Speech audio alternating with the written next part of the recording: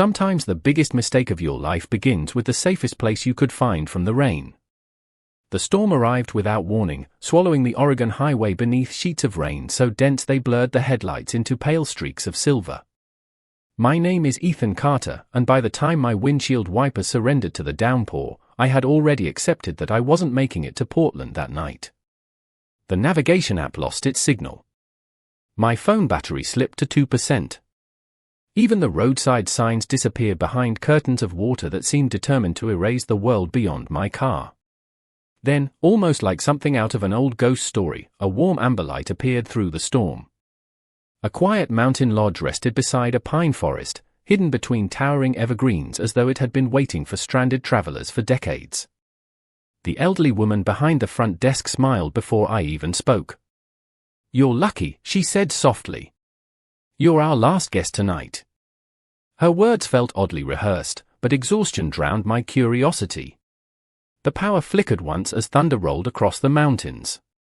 She handed me a brass key engraved with room 301. "Sleep well," she added. "Morning changes everything." I laughed politely, climbed the old staircase, and stepped into a surprisingly elegant suite filled with warm wood, a crackling fireplace, and a massive king-sized bed that looked far too large for one person.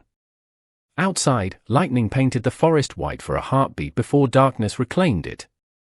I barely remembered taking off my rain-soaked jacket before sleep pulled me under. When I opened my eyes again, sunlight poured through the curtains, but something felt terribly wrong.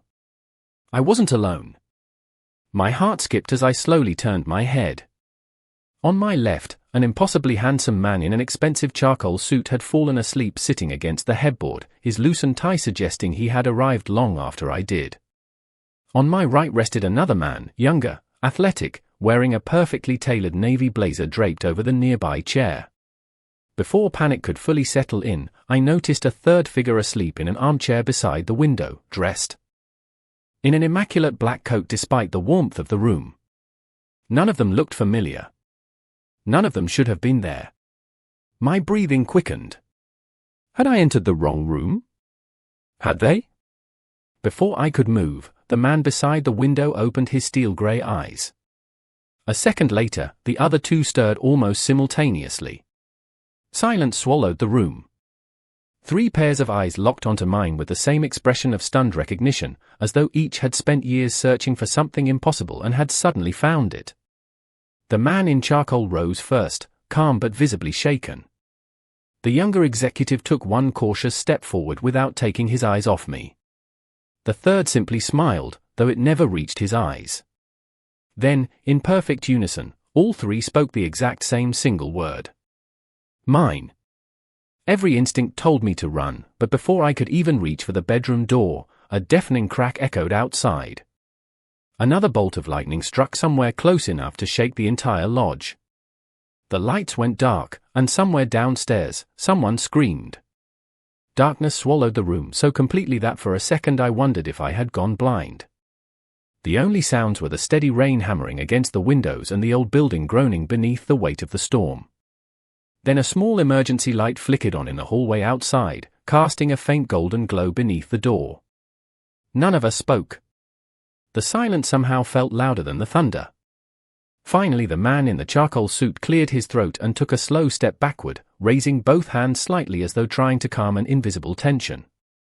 "I think we all have the same question," he said in a composed voice. "How did we get here?" His confidence made him sound like someone used to running boardrooms, not waking up in impossible situations.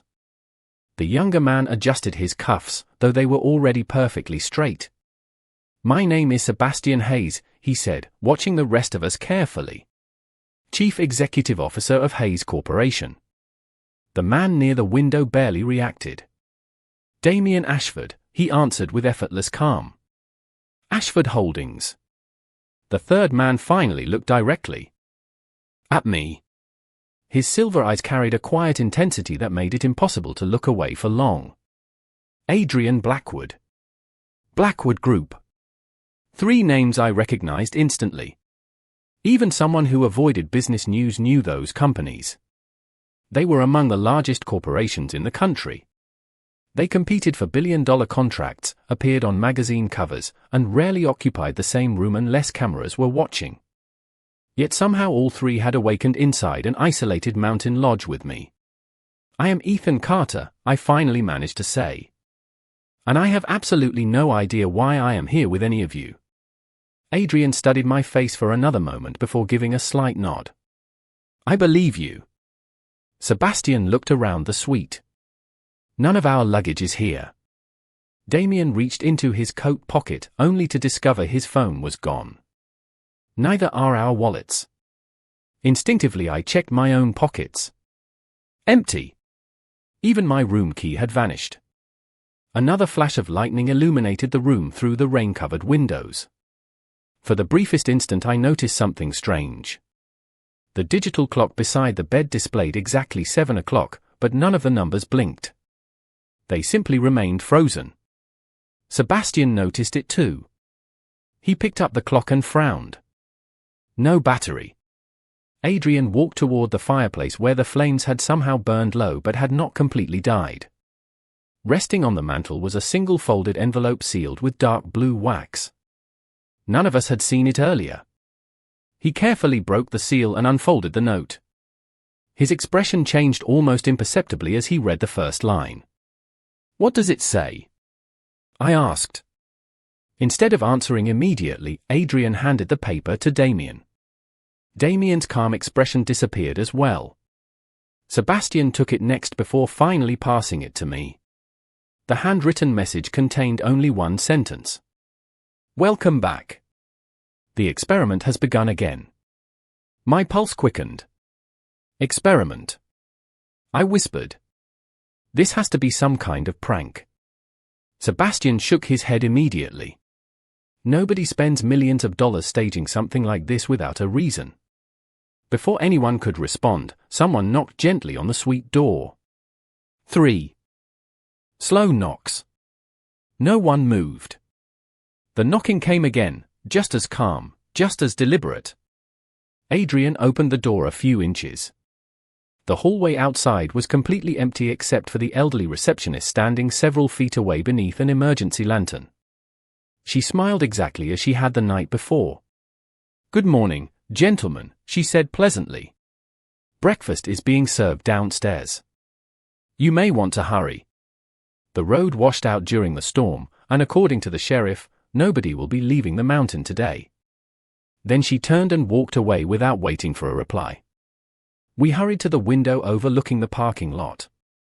My car was still there, but beyond it the winding mountain road had disappeared beneath fallen trees and rushing water. We were completely cut off from the outside world. As I watched the rain continue to fall, a chilling realization settled into my mind. Being stranded by the storm no longer felt like bad luck. It felt like someone had planned every single minute of our arrival. None of us spoke during the walk downstairs. The old wooden staircase creaked beneath our footsteps while the smell of fresh coffee drifted through the lodge as though nothing unusual had happened. Every instinct told me to leave, yet every window reminded me that leaving was impossible. The storm had transformed the mountain into an island, and the lodge into our entire world. The dining room was surprisingly elegant, with polished oak tables, stone walls, and enormous windows overlooking the rain-soaked forest. Only 5 tables were occupied. An elderly couple quietly shared pancakes beside the fireplace. A young woman sat reading a paperback near the window. A middle-aged man worked on a crossword puzzle while sipping black coffee. They all looked perfectly relaxed, completely unaware that four strangers upstairs had awakened inside the same room with no memory of how they had arrived there. The receptionist greeted us with the same pleasant smile. "Please enjoy breakfast. Weather reports suggest the road may remain closed until tomorrow." Adrian stepped toward the front desk. "I would like to use your telephone." I am afraid the landline stopped. "Working after the lightning strike," she answered. "The cellular tower also appears to be offline." Sebastian immediately pulled out the emergency satellite communicator from a hidden compartment inside his briefcase, only to discover the screen completely blank. "Impossible," he whispered. "This model works anywhere." Damien quietly observed the receptionist. Has anyone contacted emergency services? The sheriff knows about the landslide, she replied. He will come once the road is safe. Her answers sounded reasonable, yet something about the conversation felt carefully rehearsed. We chose a table near the windows. Fresh eggs, bacon, toast, fruit, and coffee had already been prepared as though someone knew exactly when we would arrive. None of us reached for the food immediately. Instead, Adrian unfolded the mysterious note once again. The words had not changed. Welcome back. The experiment has begun again. Sebastian leaned closer. The word again bothers me. Damien nodded. It suggests this has happened before. I would remember something like this, I said firmly. Adrian looked at me with surprising certainty. That is exactly what worries me. Before I could ask what he meant, the elderly couple stood up to leave. As the man walked past our table, he paused and looked directly at me. His smile was friendly, almost grandfatherly. Good to see you back, he said casually. I was beginning to think you would never return. Every muscle in my body froze. Excuse me? I asked. The man blinked in confusion. Did I say something strange? His wife gently touched his arm. Harold, you are confusing people again. He frowned at me as though he had suddenly forgotten the conversation, apologized politely, and walked away with her toward the lobby. Sebastian immediately stood. He recognized Ethan. Or thought he did, Damien corrected. Adrian remained seated, but I noticed his eyes following the couple until they disappeared around the corner. No, Adrian said quietly. He was not mistaken. A waitress arrived carrying another pot of coffee. She hesitated when she reached our table. Her expression briefly shifted from professional courtesy to genuine surprise. You ordered the usual, she said before suddenly stopping herself. I am sorry. Wrong table. She hurried away without another word. My pulse began racing again. What did she mean by the usual? None of us had an answer. I excused myself and walked toward the restroom, needing a moment alone. The hallway was lined with framed photographs showing the lodge throughout different decades. Families smiled beside snow-covered cabins. Newlyweds posed on the front porch. Children played near the lake behind the property. Then one photograph caught my attention. It had been taken during what looked like a charity gala nearly 8 years earlier. Business leaders stood together beneath a banner celebrating mountain conservation. My breathing stopped. Adrian Blackwood stood in the front row. Sebastian Hayes stood only a few feet away.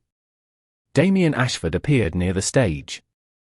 And in the center of the photograph, partially turned toward the camera, was someone wearing the exact same silver pendant I had worn every day since college.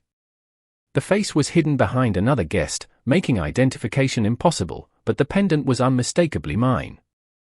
I slowly reached beneath my shirt and wrapped my fingers around the cool metal resting against my chest.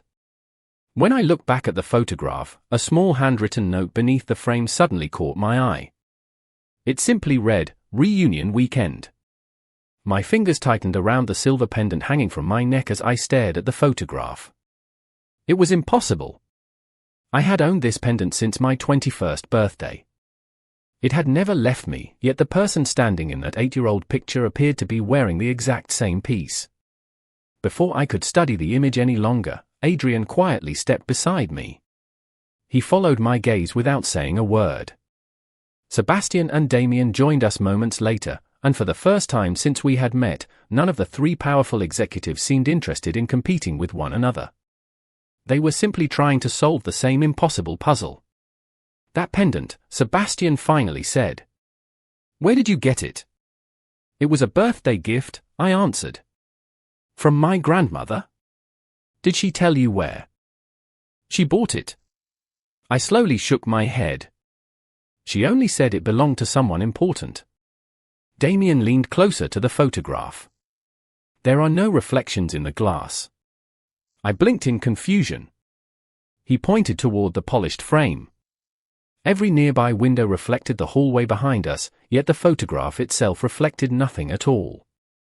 Before anyone could inspect it further, the receptionist appeared almost silently at the end of the corridor. "I hope everything is satisfactory," she asked with the same gentle smile. Adrian immediately gestured toward the picture. "Can you tell us who organized this reunion weekend?" Her smile remained perfectly calm. "That was a very special event." "When exactly?" Sebastian asked. "Several years ago." "Who attended?" Damien continued. "Many wonderful guests." Every answer avoided the actual question. I stepped forward. "Was I here?" For the first time, her smile faded ever so slightly. She looked directly into my eyes as though trying to remember something distant. "You have always found your way back."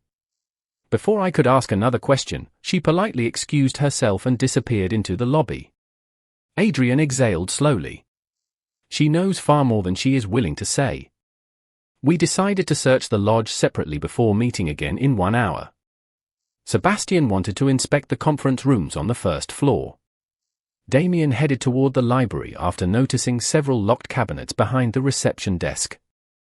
Adrian volunteered to examine the maintenance areas and emergency exits. Somehow I found myself wandering outside beneath the covered porch despite the steady rain. The forest stretched endlessly beyond the parking lot. Mist floated between towering pine trees, swallowing the landscape until only shadows remained. Everything felt strangely familiar. I could not explain why, but I knew exactly where a narrow stone path should begin even before I saw it. My feet moved almost on their own. The path curved behind the lodge and led toward a quiet lake hidden by the trees. Rain rippled across its dark surface while an old wooden dock reached several yards into the water. Standing there, I experienced a sudden flash of memory. Laughter. Bright afternoon sunlight. Someone calling my name from the end of the dock. 3 voices overlapping one another. Then the memory vanished as quickly as it had appeared, leaving only the sound of rain. "You remembered something." Adrian's voice startled me. I turned to find him standing several feet away beneath a black umbrella. "How long have you been there?" "Long enough to notice you walked here without hesitating." He looked toward the dock. "Have you ever visited this place before?" "I do not think so." "That is not what your face says." Before I could answer, Sebastian and Damien hurried down the same path toward us, both carrying identical leather folders they had discovered in different parts of the lodge. Neither folder contained papers. Each held only a single room key engraved with the number 217. Adrian frowned. "I found one too." He reached into his pocket and produced another identical key. I instinctively checked my jacket after feeling something hard inside the lining. Hidden within an inside pocket I had never noticed before was a 4th brass key, also engraved with room 217. None of us had stayed in that room. None of us even remembered seeing it on the hallway upstairs. Yet somehow each of us now possessed the exact same key. Then the church bell somewhere deep in the valley rang once despite the storm, and every light inside the lodge suddenly flickered back to life. At that exact moment, a child's laughter echoed faintly across the lake even though there was no one else standing anywhere near the water. The 4 brass keys felt unexpectedly heavy in my hand as we hurried back toward the lodge. None of us said a word until the front doors closed behind us, shutting out the rain and the strange echo of laughter from the lake. The receptionist was gone. The lobby stood completely empty except for the ticking of an antique grandfather clock that none of us remembered hearing before. Adrian glanced at each of us. We opened room 217 together. No one objected. We climbed to the 2nd floor, but the hallway numbers jumped from 215 directly to 219. There was no sign of room 217 anywhere. Sebastian frowned and checked the floor plan mounted beside the stairwell. According to the map, room 217 should have been directly between the other 2 doors. Instead there was only a section of polished wooden wall decorated with an old landscape painting. Damien stepped closer to the painting and examined its frame. "Help me move this." Together we carefully lifted it from the wall. Hidden behind it was an old brass keyhole. Adrian inserted his key. Mine fit perfectly beside his, followed by Sebastian's and Damien's. The locks clicked one after another beneath the panel, and with a soft mechanical sound the wooden wall slowly slid sideways, revealing a narrow hallway that should not have existed. Cold air drifted toward us carrying the scent of cedar and old paper. At the end of the passage stood a single door marked 217. This place was built to stay hidden, Sebastian whispered. Adrian reached for the handle. It turned without resistance. Inside, the room looked less like a hotel suite and more like a private research office frozen in time. Shelves filled with journals covered every wall. A large conference table occupied the center of the room. 4 leather chairs surrounded it. A 5th chair stood alone at the opposite end. Dust covered everything except the tabletop, which looked as though someone had cleaned it only hours earlier. Resting neatly in front of each chair was a leather folder bearing a name embossed in silver. Adrian Blackwood. Sebastian Hayes. Damien Ashford. Ethan Carter. My stomach tightened. Someone had prepared this room specifically for us. Adrian opened his folder first. It contained dozens of blank pages except for a single typed sentence. Subject retains partial memory suppression. Continue observation. Sebastian's folder contained the exact same sentence. Damien silently compared his copy before handing it to me. Mine was identical except for one additional line beneath it. Memory recovery progressing ahead of schedule. Do not interfere. Someone has been watching us, I said quietly. Before anyone could answer, a projector mounted on the ceiling suddenly powered on by itself. A bright beam illuminated the far wall where an old video began playing without sound. 4 young men appeared on the screen, laughing together beside the very same lake behind the lodge. The image quality suggested it had been recorded nearly a decade earlier. Adrian was unmistakable, several years younger but still recognizable. Sebastian stood beside him wearing hiking clothes instead of expensive suits. Damien smiled more openly than I had ever seen since meeting him. The 4th person faced away from the camera until someone called his name. Ethan. He turned, smiling brightly before waving toward the camera. My heart nearly stopped. It was me. Or at least someone who looked exactly like me, wearing the same silver pendant around his neck. I had absolutely no memory of that day. The video continued for only a few more seconds before abruptly cutting to black. A new message appeared in white letters across the screen. Welcome back, Group 4. Session 12 begins in 30 minutes. Please report to the conference room. Then the projector switched itself off, leaving us standing in stunned silence. Finally Damien spoke the one question none of us wanted to ask. If this is session 12, he said slowly, what happened during the first 11? None of us moved for several long seconds after the projector went dark. The silence inside room 217 felt heavier than before, as though the walls themselves were waiting for our reaction. I looked at the frozen screen, hoping it would flicker back to life, but nothing happened. The only sound came from the steady ticking of an old clock hidden somewhere inside the room. Adrian was the first to break the silence. If that recording is authentic, then we have all been here before. Sebastian folded his arms. Not just here. Together. Damien walked toward one of the bookshelves lining the wall.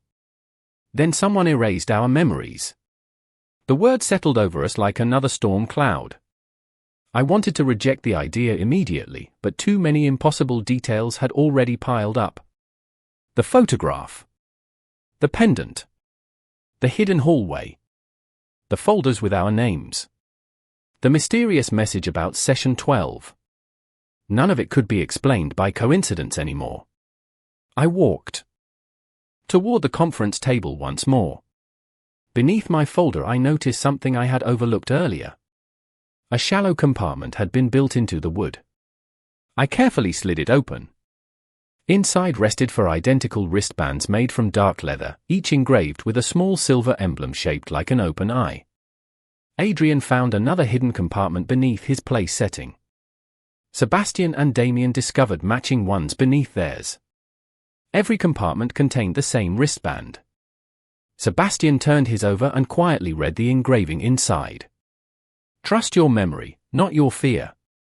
I looked at mine. The exact same sentence had been carved into the leather. Damien slowly fastened the band around his wrist. Whoever left these expected us to understand them. Adrian hesitated for only a moment before putting his on as well. After several seconds I did the same. The leather felt strangely familiar, as though I had worn it many times before. Almost immediately another brief flash crossed my mind. For people sitting around this exact table. Papers scattered everywhere. Someone laughing after successfully solving a complicated puzzle.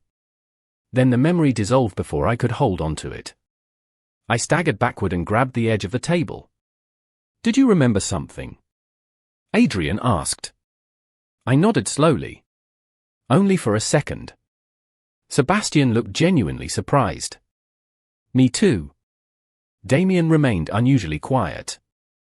I remembered the sound of music. None of us shared the same memory, yet all four of us had experienced something the instant the wristbands touched our skin. Before we could compare any further, a soft chime echoed through hidden speakers inside the room. A calm female voice filled the air. "Group 4. Please proceed to Orientation Hall. Session 12 will begin in 10 minutes. The recording ended as abruptly as it had started. Adrian searched every wall for the speakers, but they seemed impossible to locate. Orientation Hall was not on the lodge map, he said. Damien noticed a narrow door concealed behind one of the bookshelves. It had not been visible a moment earlier. When he gently pushed against it, the shelf swung inward without resistance.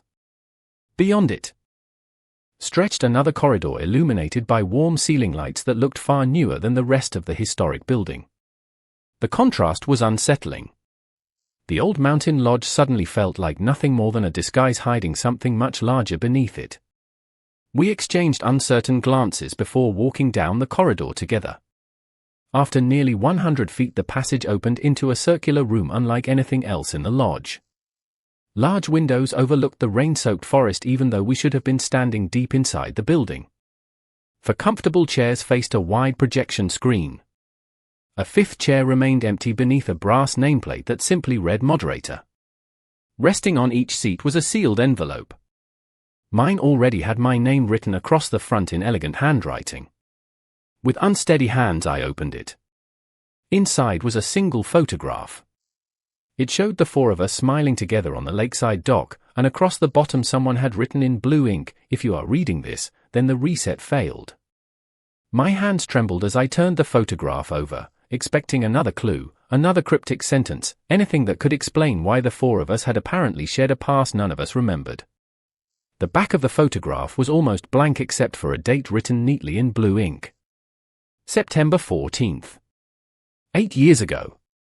I stared at the numbers, waiting for some forgotten memory to surface, but only a dull ache settled behind my eyes.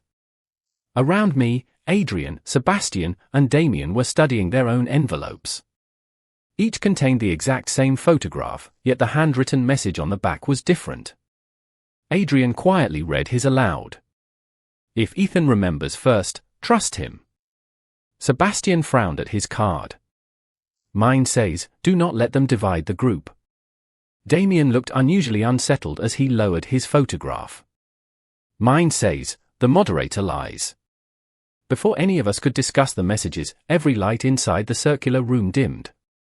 A soft chime echoed overhead, followed by the calm female voice we had heard before. "Welcome back, Group 4. Orientation will now begin." The projection screen brightened, but instead of displaying another video, it showed only a simple question written across a white background. "Do you remember why you volunteered?" Beneath the words appeared four empty boxes waiting for answers. We looked at one another in confusion. "Volunteered?" Sebastian repeated. "For what?" No keyboard, microphone, or control panel was visible anywhere in the room. Yet as Adrian stepped closer to the screen, new text slowly appeared without anyone touching it. "Memory synchronization incomplete. Please continue recovery." The words faded almost immediately. Damien began examining the walls while Adrian searched beneath the chairs. I remained frozen, staring at the screen until another brief image flashed inside my mind. I saw the four of us sitting in this same room years earlier. We were laughing over cups of coffee while someone standing near the screen congratulated us for completing another successful session. I could not make out the person's face, only a warm voice saying, "You are closer than anyone before you." The vision disappeared, leaving me breathing heavily. "I remembered another piece," I whispered. All three men immediately turned toward me.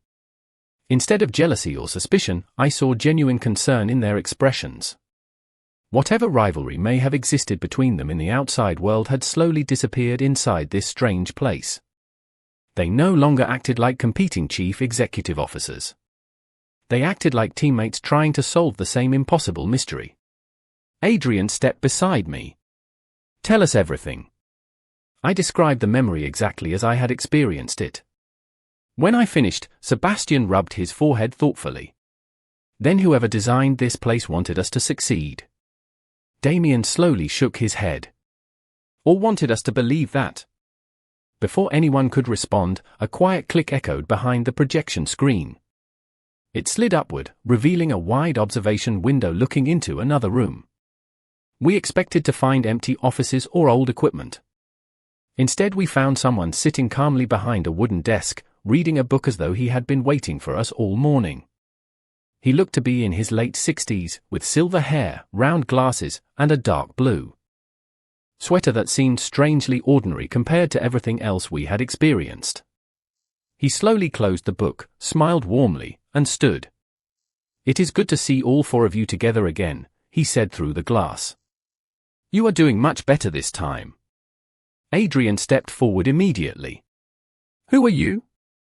The older man folded his hands behind his back. "You used to call me Professor." Sebastian's eyes narrowed.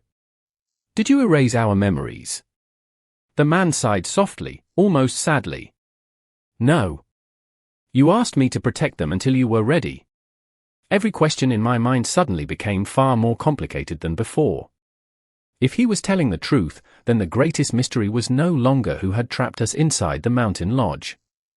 It was why all four of us had willingly come here in the first place. The older man's words lingered in the room long after he stopped speaking. None of us could decide which possibility was more unsettling. Either he was lying with remarkable confidence, or somewhere inside our missing memories we had willingly chosen to forget everything. Adrian folded his arms and met the professor's calm gaze through the observation window. "If we asked you to hide our memories, then give them back." The professor smiled with genuine sympathy. "If I could simply hand them back, there would have been no need for 12 sessions." Sebastian stepped closer. "What exactly were we trying to accomplish?" "You were trying to solve a problem that could not be solved through intelligence alone," the professor replied. "You believed memory itself was becoming the obstacle." Damien's expression remained unreadable. "That answer explains nothing." "Not yet," the professor admitted. "Because your minds are rebuilding the truth in the correct order." I could not ignore the strange feeling that I had heard those exact words before. The room suddenly seemed smaller as another fragment of memory surfaced. I remembered sitting across from the professor years earlier while he slid for envelopes across the same table. I remembered signing something. I remembered saying, "If one of us starts remembering first, the others have to believe him." Then the vision faded before I could see anything else. "I remember speaking to you," I said quietly. The professor nodded without surprise. "Yes, Ethan. You were always the first." Adrian immediately looked at me, not with suspicion but with determination. "Then we stay together." Sebastian agreed without hesitation. "Whatever this place is, separating is exactly what someone expects us to do." Damien slowly removed the photograph from his envelope once again. "There is something else." He pointed toward the corner of the picture. A tiny handwritten number had been almost impossible to notice. Mine read 4. Adrian's read 1. Sebastian's read 2. Damien's read 3. They are meant to form a sequence, Adrian observed. We carefully placed the photographs side by side on the conference table. Individually they showed nearly identical images of the four of us standing on the dock, but together they formed a much larger panorama. Extending beyond the edge of my photograph was another person standing just outside our group. Only part of a shoulder and one hand holding a camera remained visible. The face had been deliberately cropped away in every individual picture. Sebastian leaned closer. There was a fifth person. The professor quietly closed his eyes for a moment. You finally noticed. Who is it? I asked. The reason you came here. Before anyone could ask another question, every screen in the room flashed bright white. A mechanical tone echoed through hidden speakers, replacing the calm female voice with an unfamiliar one. Attention! Memory deviation exceeds acceptable threshold. Initiating containment protocol. The professor's peaceful expression vanished for the first time. He turned sharply toward something behind him that we could not see. No, he said firmly. It is too early. The observation window suddenly became opaque, cutting us off from him completely. At the same instant, the circular room began changing around us. Bookshelves silently folded into the walls. The conference table slowly descended into the floor. A hidden doorway opened on the opposite side of the chamber, revealing a staircase leading downward beneath the lodge. A single emergency light above the entrance began flashing steadily. Adrian looked toward the sealed observation window one last time. He wants us to go. Damien nodded. Or someone else wants us away from him. Sebastian picked up all four photographs before following the flashing light. I hesitated only long enough to glance back at the empty room. Just before stepping onto the staircase, another powerful memory struck without warning. I saw the mysterious fifth person standing beside the lake years earlier. This time the face remained hidden, but one sentence echoed perfectly clear inside my mind. If the reset ever fails, do not let them discover who I really am.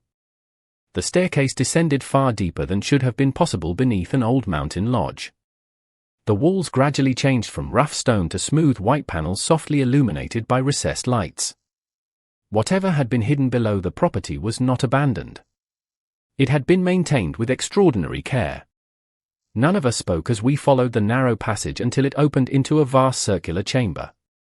In the center stood a transparent display table projecting a three-dimensional map of the lodge above us, the surrounding forest, and dozens of underground rooms we had never seen.